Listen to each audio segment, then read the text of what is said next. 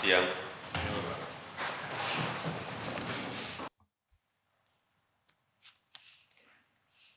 Bismillahirrahmanirrahim. Assalamualaikum warahmatullahi wabarakatuh. Selamat sore, salam sejahtera bagi kita semuanya. Bapak Ibu sekalian yang saya hormati, siang hari ini kita akan bahas secara lebih detail mengenai persiapan pemilihan umum dan juga pilkada serentak yang akan dilaksanakan tahun 2024. Yang pertama, saya minta disampaikan kepada masyarakat bahwa seluruh tahapan dan jadwal pelaksanaan pemilu dan pilkada serentak itu sudah ditetapkan. Saya kira sudah jelas, semuanya sudah tahu bahwa pemilu akan dilaksanakan 14 Februari 2024. Ini perlu dijelaskan, jangan sampai nanti muncul spekulasi-spekulasi yang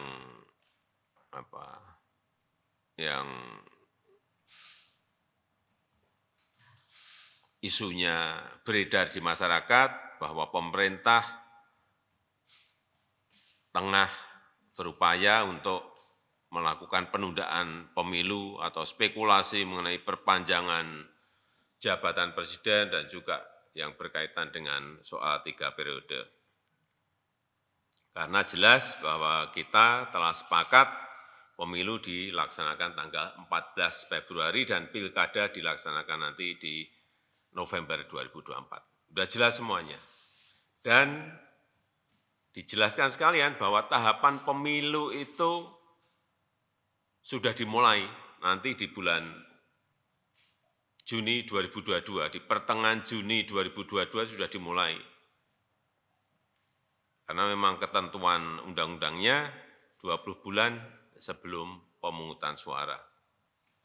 Yang kedua, 12 April nanti KPU dan Bawaslu periode 2022-2027 akan kita lantik dan segera mempersiapkan pemilu dan pilkada serentak di 2024.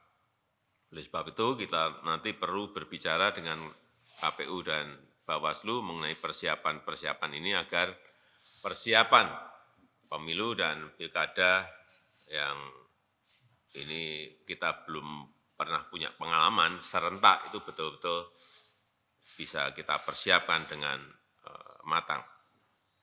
Dan yang ketiga, ini agar segera dikejar juga penyelesaian payung hukum regulasi yang dibutuhkan untuk pemilu dan pilkada serentak 2024. Ini agar saya minta Pak Menko Polhukam komunikasi yang intens dengan DPR RI dan juga KPU sehingga perencanaan programnya ini bisa didetailkan lebih detail lagi dan sehingga regulasi yang ada yang disusun ini tidak multitafsir dan nanti bisa menimbulkan perselisihan di lapangan. Yang keempat, yang ini juga segera harus diputuskan mengenai alokasi dana, baik dari APBN maupun APBD dalam rangka persiapan pemilu dan pilkada serentak 2024. Kemarin sudah disampaikan ke saya bahwa diperkirakan anggarannya sebesar 110,4 triliun. KPU dan Bawaslu. KPU-nya 76,6 triliun rupiah dan Bawaslu-nya 33,8 triliun rupiah. Ini saya minta didetailkan lagi, dihitung lagi, dikalkulasi lagi dengan baik dalam APBN maupun dalam APBD dan dipersiapkan secara bertahap. Yang kelima, kita juga harus menyiapkan pejabat gubernur, pejabat bupati, pejabat wali kota yang berakhir masa jabatannya di 2022 ini. Ada 101 daerah disiapkan, jadi,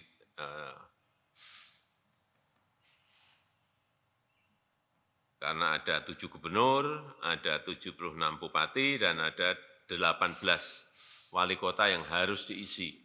Saya minta seleksi figur-figur pejabat daerah ini betul-betul dilakukan dengan baik, sehingga kita mendapatkan pejabat daerah yang kapabel, memiliki leadership yang kuat, dan mampu menjalankan tugas yang berat di tengah situasi ekonomi yang tidak mudah, situasi ekonomi global yang tidak gampang. Agar nantinya penyiapan pemilu dan pilkada serentak tahun 2022 ini bisa berjalan dengan baik.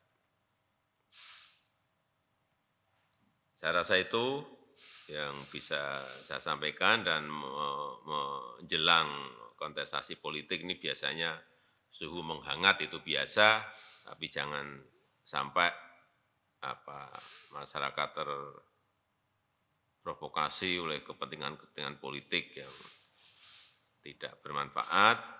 Oleh sebab itu saya juga minta dilakukan edukasi, lakukan pendidikan politik yang masif kepada masyarakat, kepada para kontestan. Jangan membuat isu-isu politik yang tidak baik, terutama isu-isu politik identitas yang mengedepankan isu politik sara. Saya kira kita memiliki pengalaman yang tidak baik di pemilu-pemilu sebelumnya. Kita harapkan ini tidak terjadi di 2024. Saya rasa itu yang bisa saya sampaikan pada kesempatan yang baik ini.